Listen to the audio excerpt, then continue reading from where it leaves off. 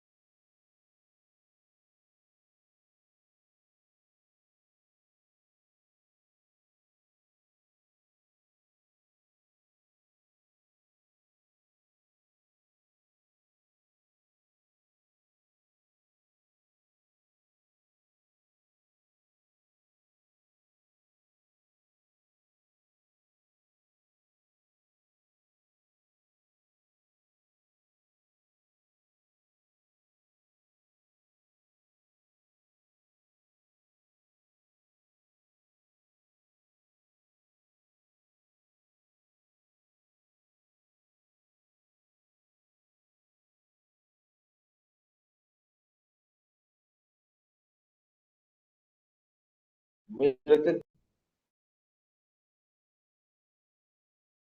जी sir. अस्सलाम वालेकुम। वालेकुम अस्सलाम।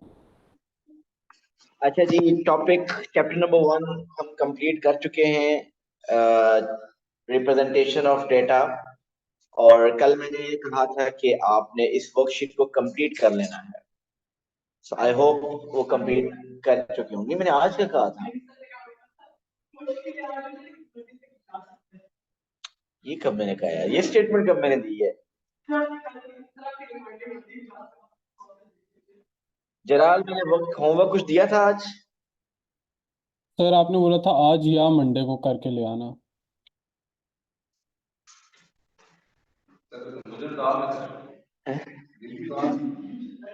मुझे ये बताओ, मैंने मंडे का ये कहा था कि मंडे को मत लेके जाइएगा। मैं चाहता हूँ मंडे को हम परमुटेशन एंड कॉम्बिनेशन स्टार्ट कर सकें।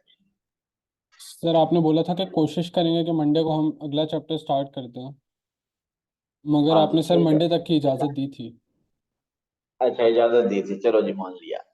अच्छा बताइए, जो किए हैं आप लोगों ने, क्या प्रॉब्लम्स, कहाँ क्या क्वेरीज है उनमें? मसले क्या है? कोई प्रॉब्लम नहीं? इस बार किए नहीं आप लोगों ने?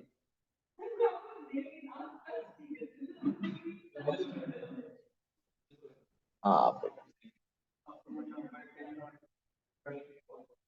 मई जून अक्टूबर नवंबर। जी बिल्कुल ऐसे ही है। उस वक्त मैच नहीं हुआ था सर।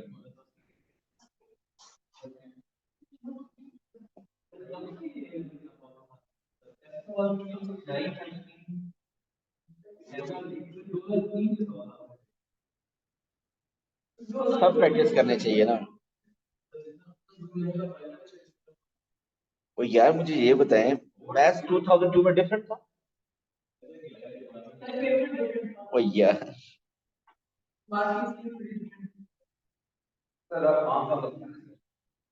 सर अक्टूबर नवंबर 2003 क्वेश्चन नंबर 1 के एक पार्ट में मसला आया था।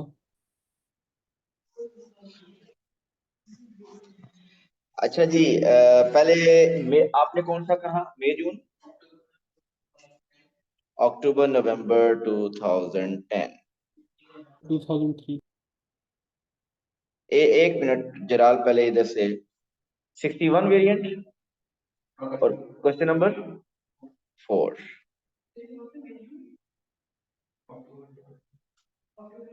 ये क्वेश्चन क्या है? ये वाला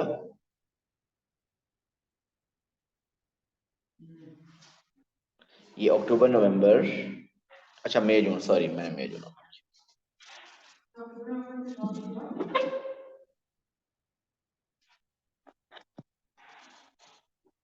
ये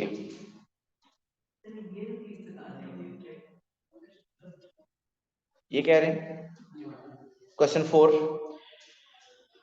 ओके जी, क्वेश्चन 4 ये कह रहे हैं दैट वेट्स इन, ये है अक्टूबर नवंबर 2010 variant 61। Question 4, the weights in grams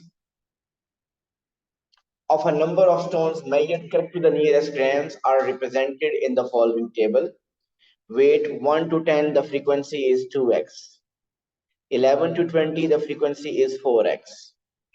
21 to 25, the frequency is 3x, and so on. A histogram is drawn with a scale of 1 centimeter to represent 1 unit on vertical axis, which represents frequency density. The 1 to 10 rectangle has height 3 centimeter. Calculate the value of x. ठीक हो गया जी। बताइए, अगर आपको इसकी histogram draw करनी हो तो क्या आप y एक्सिस पे फ्रीक्वेंसी ड्रॉ करेंगे या frequency density? Frequency density. So उसके लिए क्या क्या करना पड़ेगा? फ्रीक्वेंसी डेंसिटी के लिए आपको फ्रीक्वेंसी डेंसिटी फाइंड करनी पड़ेगी पहले। जी पहले वो भी करना है, बिल्कुल सही कह रहे हैं, बिल्कुल करते हैं। सो सबसे पहले हम क्लास बाउंड्रीज भी फाइंड करेंगे। अहमद, क्लास बाउंड्रीज क्या होती हैं?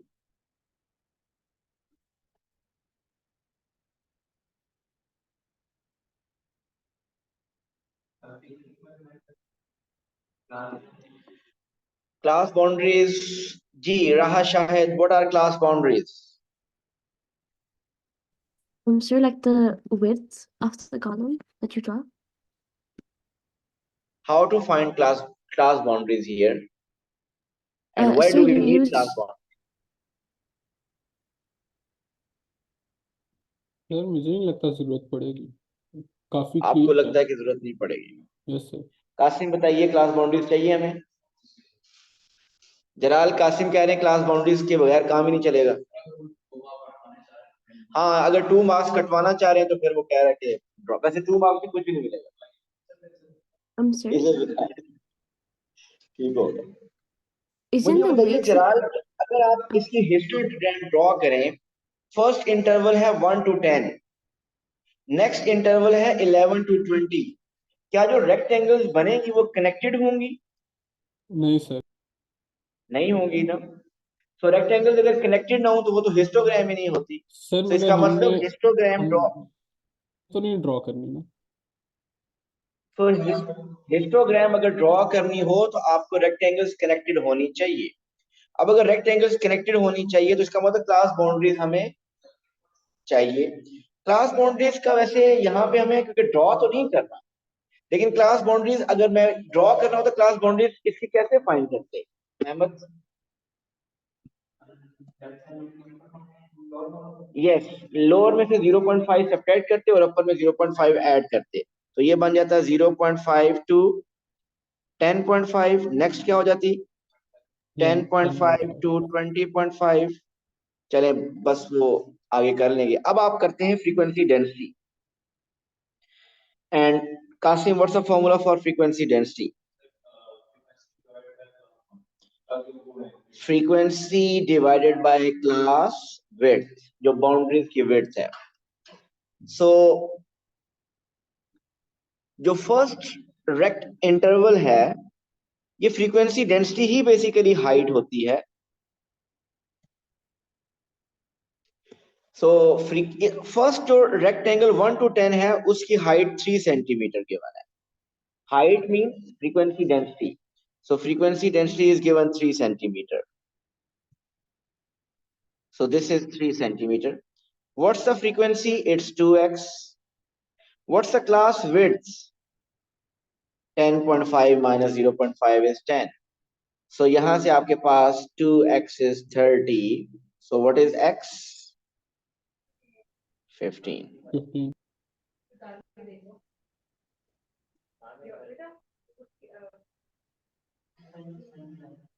Sorry? ये फॉर्मूला पता है?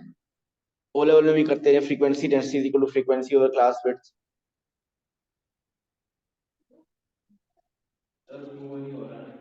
एक मिनट, ये फॉर्मूला पता है आपको?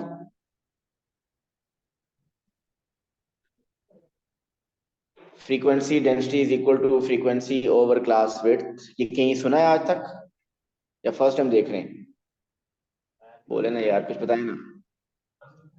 अभी सुना है, ठीक हो गया. वैसे ये ओ लेवल में सारा फ्रीक्वेंसी डेंसिटी इसी से करते रहे. और उसके बाद यहाँ पे मैंने रिवाइज किया, एक पूरा लेक्चर हिस्टोग्राम के ऊपर था. उसमें फ्रीक्वेंसी डेंसिटी बताई थी कब ड्रॉ करते हैं, और वो बताया था कि फ्रीक्वेंसी कब होती है वाई एक्सिस पे, जब साइज ऑफ इंटरवल इक्वल हो. फ्रीक्वेंसी डेंसिटी कब होती है? जब साइज ऑफ इंटरवल अनइक्वल हो. ये साइज ऑफ इंटरवल अनइक्वल है. वैसे उसने क्वेश्चन में मेंशन कर दिया कि फ्रीक्वेंसी डेंसिटी चाहिए. और ये फ्रीक्वेंसी डेंसिटी बेसिकली क्या रोल प्ले करती है? ये आपको हाइट ऑफ रेक्टेंगल बताती है. और इस क्वेश्चन में हाइट ऑफ रेक्टेंगल गिवन है 3. So it means frequency density is given 3. Ahmad, बात समझ आई? इसका मतलब इसमें फ्रीक्वेंसी डेंसिटी आपको गिवन है. Frequency density mean height of rectangle is given. So height of rectangle was given 3, तो मैंने फ्रीक्वेंसी डेंसिटी फर्स्ट इंटरवल की 3 लिख दी. ये था फर्स्ट इंटरवल. इसकी हाइट गिवन थी क्वेश्चन में 3. सो फ्रीक्वेंसी इज 2x और क्लास विड्थ इज 10. सो यहां से x is 15. So x is 15. No, x चाहिए. Question is find x, calculate x. देखिए जब x हो गया तो फिर आगे आपके लिए मुश्किल बात नहीं है. आपका प्रॉब्लम बेसिकली x था. ऐसे ही अहमद, अगर x हो गया तो अब तो क्वेश्चन हो जाएगा ना आगे. क्योंकि अगर x हो गया 15 तो ये फ्रीक्वेंसी क्या आ जाएगी? 30. ये 60 एंड सो ऑन, सारी फ्रीक्वेंसीज आ जाएंगी. और जब ये फ्रीक्वेंसीज आ जाएगी तो इसका मतलब आप एस्टिमेट कर सकते हैं. आप मीन तो अब आपका प्योर ओ लेवल है. मीन इज फॉर्मूला कौन सा अप्लाई होगा Ahmad? Summation F X over summation F. Okay जी, क्लियर है जी. जलाल आप बताइए कौन सा पेपर कह रहे थे? सर अक्टूबर नवंबर 2003 क्वेश्चन 1 पार्ट 2.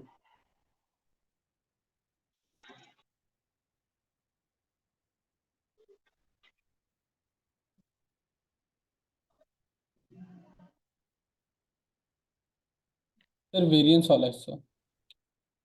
सो ये yes sir, variance. Okay okay, variance बिल्कुल ठीक हो गया. चले अब यहाँ आ गया तो बात कर लेता हूँ इसकी. लेकिन वेरिएंस हमने आगे पढ़ना है. वेरिएंस का मैं इतना सा बता देता हूँ क्योंकि ये वेरिएंस हमने आगे वाले चैप्टर में पढ़ना है. लेकिन अगर यहाँ आ गया तो मैं थोड़ा सा आपको बता देता हूँ. Variance is the square of standard deviation. Simple. ये हम आगे करेंगे, लेकिन अभी के लिए क्योंकि you have done standard deviation, so if you know the standard deviation तो स्टैंडर्ड डेविएशन का स्क्वायर इज वेरिएंस. आप बताइए स्टैंडर्ड डेविएशन का फॉर्मूला क्या आपने पढ़ा हुआ है? स्टैंडर्ड डेविएशन का formula is summation X square over N minus summation X over N whole square. ये फॉर्मूला शीट में गिवन होगा स्टैंडर्ड डेविएशन का. ये वेरिएंस फाइंड करना है. ये कहाँ लिखा हुआ है? ये लिखा हुआ है, find the mean and variance. So Jalal, अगर स्टैंडर्ड डेविएशन का ये फॉर्मूला है और मैंने वेरिएंस आपको बता दिया कि वो स्टैंडर्ड डेविएशन का स्क्वायर है, तो बताइए वेरिएंस का क्या फॉर्मूला बनेगा? फिर सर अंडर रूट वेरिएंस से निकाल देंगे बस. अंडर रूट जस्ट रिमूव कर दें. सो आपका वेरिएंस का फॉर्मूला बनेगा summation X square over N minus summation X over N whole square. This is variance. हो जाएगा आप? Yes sir.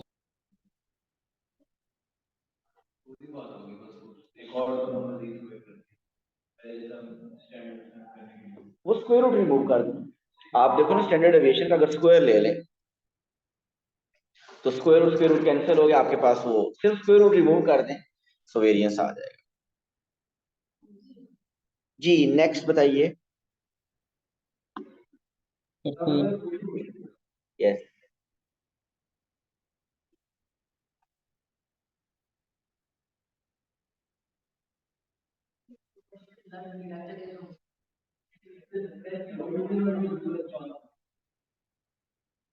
आज लास्ट डे है इस टॉपिक की प्रॉब्लम डिस्कस करने का। मंडे को हम new topic permutation and combination start करेंगे,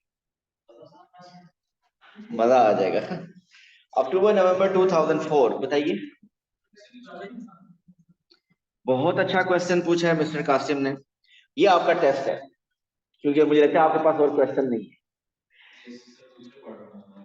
चलिए जी ये अटेम्प्ट करते हैं सब। क्वेश्चन 4 इसके सेकंड पार्ट में प्रॉब्लम है, पार्ट 1 में प्रॉब्लम नहीं होगा। ये 2004 है, अक्टूबर नवंबर 2004। प्लीज जरा सब खुद ट्राई करें पहले।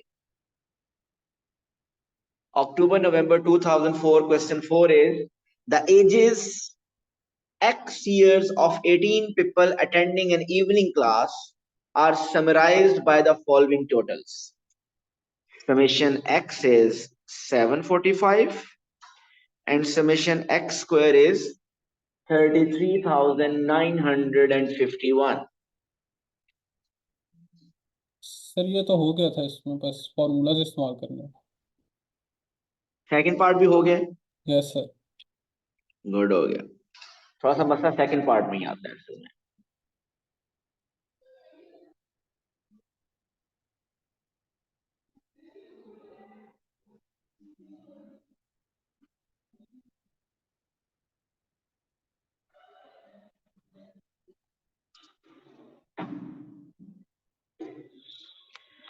तो mean and standard deviation calculate करना है और summation x and summation x square is given. Summation x is given 745, summation x square is given 33,951 और number of people are 18।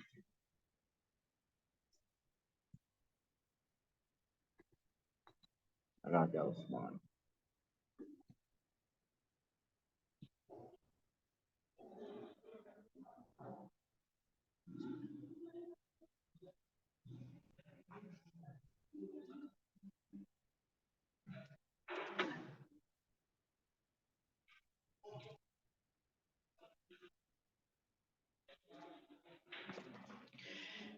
Okay जी देखिए मीन का formula is if you want to we want to find part 1 में हमने mean find करना है and standard deviation.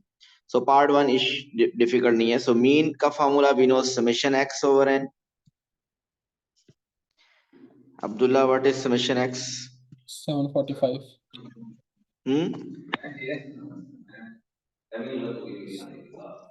नहीं summation x जैसे सामने लिखा हुआ 745 सर, 745। वो समेशन x स्क्वायर है।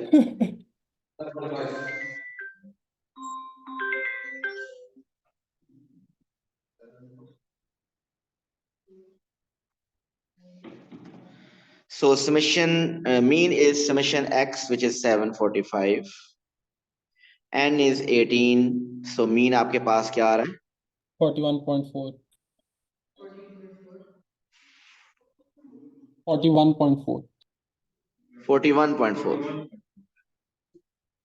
41.4 years is the mean. Standard deviation का formula is summation x square over n minus summation x over n whole square.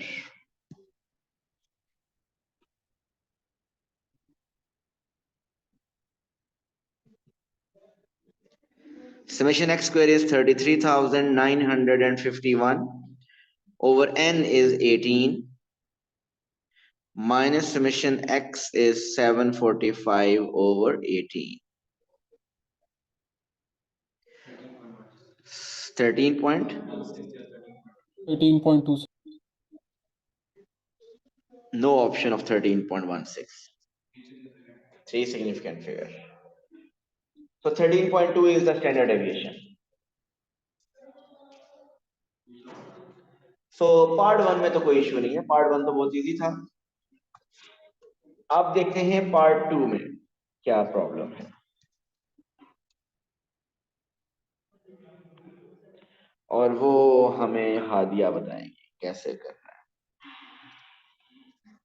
अगर सेकंड पार्ट सुनिएगा,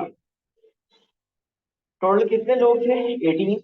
now in second part it says one person leaves the group. कुछ लोग होते हैं जो math थोड़ी देर अरसे के बाद ड्रॉप कर देते हैं, तो वो है। So one person leaves the group and the mean age of remaining 17 is exactly 41 years. Find the age of the person who left. ये तो खैर इजी है, फिर इसका एक और पार्ट भी है। And also find the standard deviation of the ages of the remaining 17 people. वो बंदा जो छोड़ के गया है उसकी एज बताइए।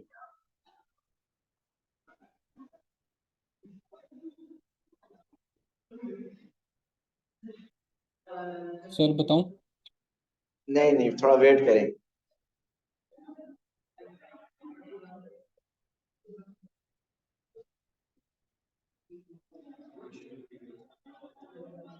क्वेश्चन रिपीट करता हूं। Question says one person leaves the group and the mean age of the remaining 17 people is exactly 41 now. Find the age of the person who left the group. पहले 18 थे ना, अब 17 हो गए। उन 17 की जो मीन की एवरेज है वो 41 बन गया, मीन उनका 41 बन गया। बताइए जो जिसने लीव किया उसकी एज क्या?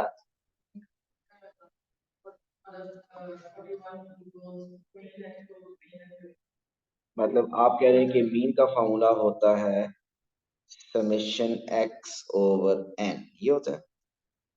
मीन की जगह क्या लिख दूं? 41। समेशन x क्या है?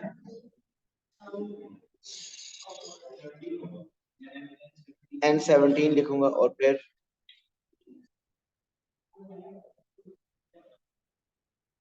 ऊपर उन सब का सम होगा ना। देखिए मुझे 18 लोगों की एजेस का सम पता है आपको? पता है?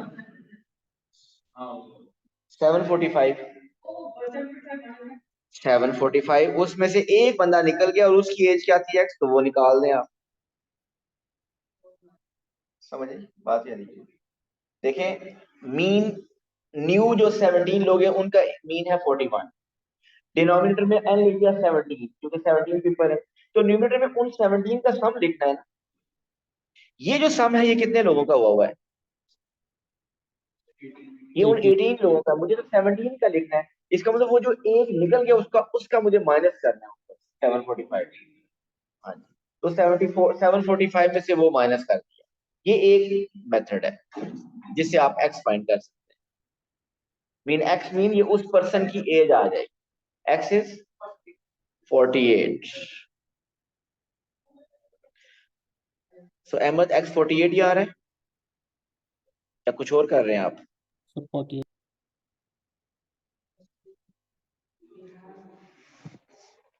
कोई रिस्पॉन्स नहीं देते हैं? फॉर्मूला शीट नहीं, मैंने फॉर्मूला सामने लिखा हुआ है। Mean summation total values divided by number of values. तो आपके पास वो जो पर्सन लीव करेगा ग्रुप को उसकी एज क्या है? 48। ठीक हो गया यहाँ तक? अभी भी जो प्रॉब्लम है वो इसकी इस सेकंड पार्ट के फर्दर सेकंड पार्ट।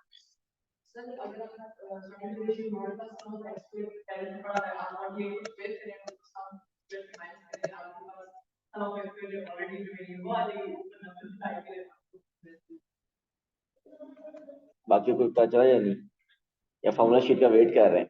सर सीधा सीधा summation x square minus 48 square कर देंगे ना, जो पिछली समेशन x स्क्वायर है, तो हमारे पास बिल्कुल नई सही कह रहे हैं, समेशन x स्क्वायर आ जाएगी। बिल्कुल सही कह रहे हैं। ओके अब ये कह रहा है कि इस 4 के सेकंड पार्ट में अब वो कह रहा है कि फाइंड करें रिमेनिंग 17 लोगों का स्टैंडर्ड डेविएशन। सो रिमेनिंग 70 उनका स्टैंडर्ड डेविएशन करने के लिए देखिए फॉर्मूला क्या है। फॉर्मूला है स्टैंडर्ड डेविएशन का समेशन एक्स स्क्वायर ओवर, अब नंबर ऑफ पीपल कितने हैं 17, माइनस समेशन एक्स ओवर 17। मसला इस समेशन एक्स स्क्वायर का है। अब ये समेशन एक्स स्क्वायर कहां से आए कासिम, ये समेशन एक्स स्क्वायर कहां से आए? चलिए पहले मैं आपको बताता हूं, एक मिनट पहले आपको समेशन एक्स ओवर 17, ये मीन होता है ना समेशन एक्स ओवर 17, ये मीन तो 17 का पता है ना आपको, वो कितना था 41, इसकी जगह तो सिंपली 41 लिख सकते हैं। सो प्रॉब्लम ये है कि यहाँ पे समेशन एक्स स्क्वायर क्या आए। आपको ये जो समेशन एक्स स्क्वायर गिवन है 33,951, ये उन 18 लोगों का पता है, तो 17 वैल्यूज का समेशन एक्स स्क्वायर क्या होगा? क्या माइनस करिए आप मुझे ये बताइए, समेशन एक्स स्क्वायर कैलकुलेट कैसे करते हैं? समेशन एक्स स्क्वायर की मीनिंग क्या बन रहा होता है? समेशन एक्स स्क्वायर का क्या, समेशन एक्स का मीनिंग होता है सब एक्स वैल्यूज को ऐड करना। समेशन एक्स स्क्वायर का क्या मीनिंग है? समेशन एक्स स्क्वायर का मीनिंग क्या है हादिया? सब एक्स वैल्यूज का स्क्वायर करें और फिर उनको सम करें, तो मीनिंग समझिएगा, ऐसे क्वेश्चन नहीं होने लगे, रट्टे से काम चलेगा। तो आपके पास ये जो 33,951 आया हुआ है, ये आपने उन 18 वैल्यूज का स्क्वायर लिया हुआ है और फिर उनको ऐड किया हुआ है। अब आप चाहते हैं 17 वैल्यूज का स्क्वायर ले और ऐड करें, तो वो जो 18th वैल्यू थी आपने फाइंड कर लिया ना, वो 18th वैल्यू, उसकी एज 48 थी। सो आप 48 का स्क्वायर इस 33,951 में से माइनस कर दें, क्योंकि ये समेशन एक्स स्क्वायर 18 वैल्यूज का को ऐड हुआ है, आपने वो 18% जो वो लेफ्ट ग्रुप उसको माइनस कर देना। तो आप बताइए वो माइनस करने से क्या आ रहा है हादिया? नहीं नहीं, सिर्फ समेशन एक्स स्क्वायर क्या आ रहा है? 27, 31,647। सो आप यहाँ पे 31,647 लिखते हैं और कैलकुलेटर यूज करेंगे, you will get the answer for standard aviation.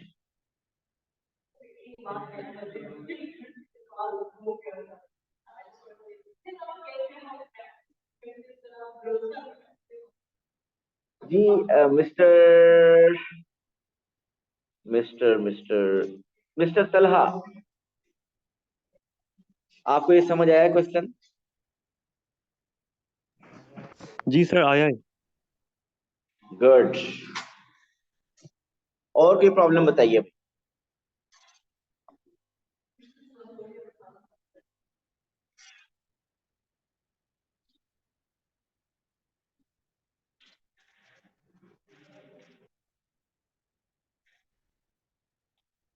No problem.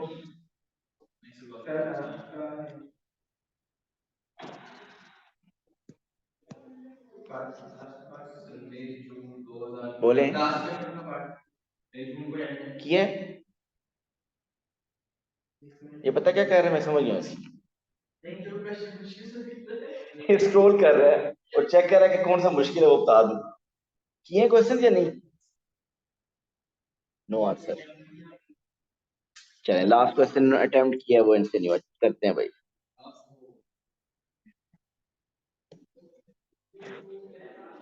ये question 5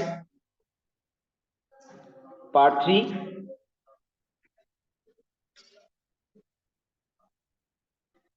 chapter number 3 probability, chapter number 3 में प्रोबेबिलिटी है। बस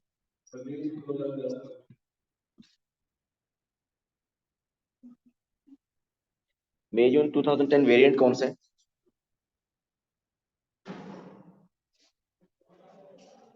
उसका क्वेश्चन 3 आपने भी सोल्व किया मेरा ख्याल, ये है ना। अच्छा जी चले, अच्छा क्वेश्चन लग रहा है। ये टू कम्युलेटिव फ्रीक्वेंसीज कर्व बनी हुई है कंट्री ए और कंट्री बी के। क्वेश्चन जरा पढ़ सुनते हैं क्या कह रहा है।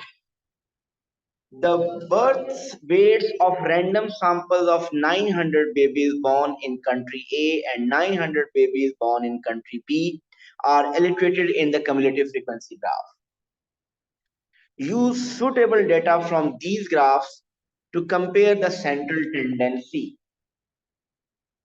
and spread of the birth weights of the two sets of babies. जी मैंने बताया था सेंट्रल टेंडेंसी, बताइए क्या होती है। सेंट्रल टेंडेंसी क्या होती है? Mean, median, mod. इनमें से कोई एक सेंट्रल टेंडेंसी यहां कैलकुलेट करनी है। आप मुझे बताइए कम्युलेटिव फ्रीक्वेंसी कर्व में से आप कौन सी सेंट्रल टेंडेंसी फाइंड कर सकते हैं? मीन, मीडियन या मॉड? मीडियन ओ लेवल में भी करते रहे। यस, सो आप सेंट्रल टेंडेंसी में से आप फाइंड कर लेंगे मीडियन। मीडियन फाइंड करना आता है ना अभी और दोनों के मीडियन को कंपेयर कर देंगे। चले पहले मीडियन फाइंड कर लेते हैं। मीडियन कैसे फाइंड किया जाता है? 50th percentile. सो 900 का पहले आप करें, ये 6 मार्क्स सारी वर्किंग आपने शो करनी है। सो आप क्या करेंगे? 900 का 50% इज 450। सो 450 ये बनता है। यहाँ पे आपने लाइन लगानी है इस तरह।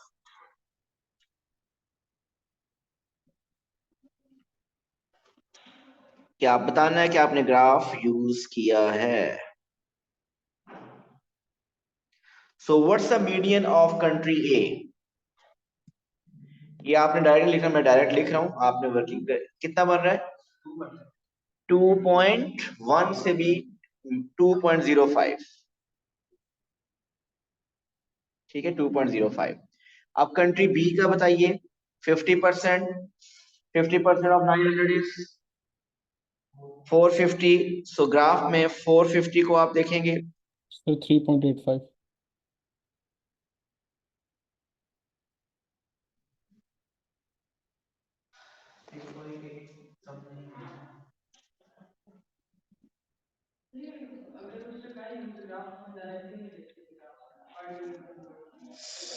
अच्छा, आपकी मार्किंग स्कीम किसी भी क्वेश्चन की देखेंगे जिसमें ग्राफ यूज करने के लिखा हुआ है, वो कहता है कि clear evidence must be seen on the graph.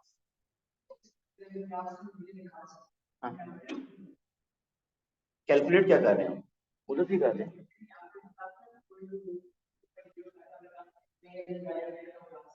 Mean हाँ, वो वाली कर सकते हैं। 50% ऑफ 900 करना, वो आप मल्टी कर सकते हैं, लेकिन ये ग्राफ में वर्किंग शो करनी है। सो ये क्या आ रहा है? 3.85। सो कंपैरिजन करें, क्या कंपैरिजन करेंगे? So median weight of country B is more than A. So ये सेंट्रल टेंडेंसी हमने कंपेयर कर। अब क्या कंपेयर करना है? Major of spread. Major of spread क्या क्या होता है? इंटरकोटाइल रेंज, रेंज और स्टैंडर्ड डेविएशन। और जब आपके पास डेटा गिवन हो क्यूमुलेटिव फ्रीक्वेंसी कर्व, तो फिर क्या आपको फाइंड करते हैं नॉर्मली इसमें से? Interquartile range. Interquartile range.